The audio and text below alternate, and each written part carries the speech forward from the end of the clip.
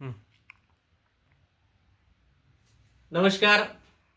आज छत्रपती संभाजीनगर उच्चतम कृषी उत्पन्न बाजार समितीचे सभापती डॉक्टर राधाकिशन बापू पठाडे यांनी राजीनामा दिला आणि त्यांनी जो राजीनामा दिलेला आहे की आपल्या दुसऱ्या सहकार्याला संधी मिळावी म्हणून त्यांनी राजीनामा दिला. बापू, तुमचं खूप उदार मन आहे. तुम्हालाही वाटतं की आपलाही सहकारी पदावर बसला पाहिजे आणि त्याबद्दल बापू तुमचं खूप खूप अभिनंदन. बापू, तुम्ही या कृषी उत्पन्न बाजार समितीच्या सभापती पदावर बसल्यापासून तुम्ही त्या पदाला न्याय देण्याचं काम केलं. तुम्ही त्या पदाच्या माध्यमातून खऱ्या अर्थानं शेतकऱ्याचे अश्रू पुसण्याचं काम केलं. या संभाजीनगर बाजार समितीमध्ये मुख्य बाजार आवारामध्ये तुम्ही वेगवेगळ्या सुविधा शेतकऱ्यांसाठी उपलब्ध केल्या. त्यामध्ये मला असं आठवतं की मी लहान असताना आमच्या गावचे सावळेश्वर काका गायकवाड होते. त्यांच्यासोबत मला असं वाटतं मी 7वी-8वीला असेल तेव्हा बाजार समितीमध्ये म्हणजे जाधववाडी मोंढ्यामध्ये आलो होतो. तर त्या मोंढ्याची अवस्था अत्यंत वाईट परिस्थिती त्या मोंढ्याची होती आणि मी त्या सावळेश्वर काकाला प्रश्न विचारला होता की काका, आपण कोथिंबीर घेऊन इथं विकायला आलो, नेमकं हे आहे काय? तर ते काका म्हणे मला हा मोंढा आहे सगळ्या संभाजीनगर जिल्ह्यातला.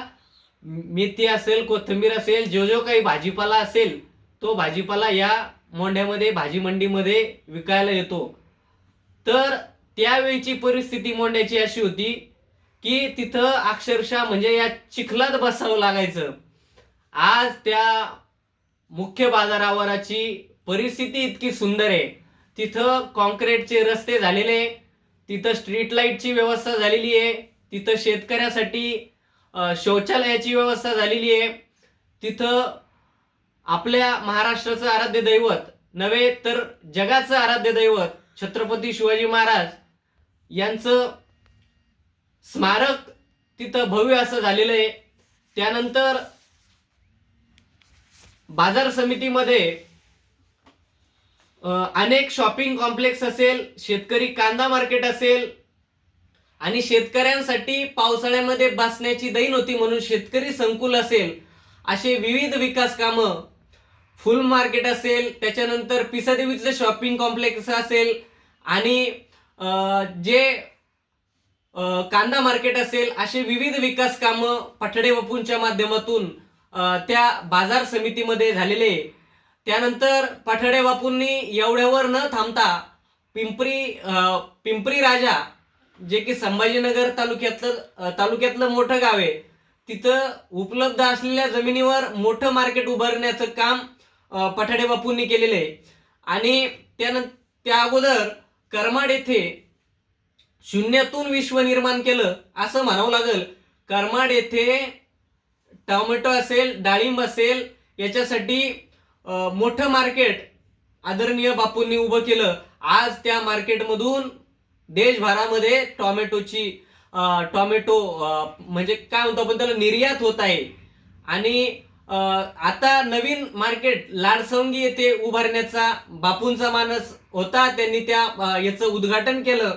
आता उर्वरित जे कोणी त्यांचे सहकारी तिथं त्या पदावर बसतील ते लाडसंगीचं मार्केट पूर्ण करतील अशीही अपेक्षा आहे.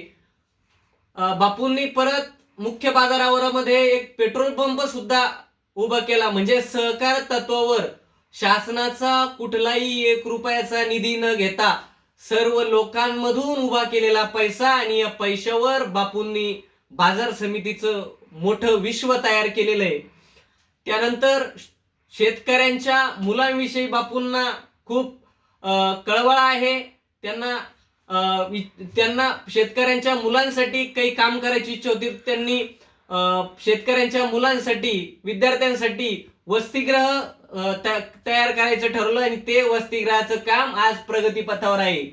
म्हणून आदरणीय बापू, तुम्ही खूप चांगलं काम बाजार समितीच्या माध्यमातून केलं.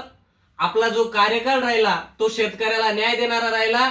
आजही शेतकरी बाजार समितीची आठवण काढली की पठाडे बाप्पू हे नाव निघतं, एवढं नाव तुम्ही कमावलेलं आहे. आमच्या सर्व फुलंब्री तालुक्यातील शेतकऱ्यांच्या वतीनं आम्ही तिथं येत असतो, त्यामुळे आमच्या सगळ्या फुलंब्री शेतकऱ्यांच्या वतीनं तुमचं अभिनंदन करतो.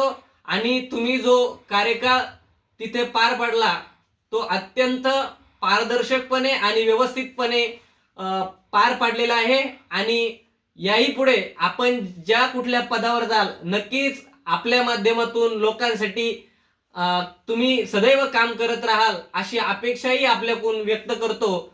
आणि आमच्यासारख्या गोरगरीब शेतकऱ्याला न्याय देण्याचं काम तुम्ही आजपर्यंत केलेलं आहे, याही पुढे तुम्ही कराल अशी अपेक्षा व्यक्त करतो. धन्यवाद.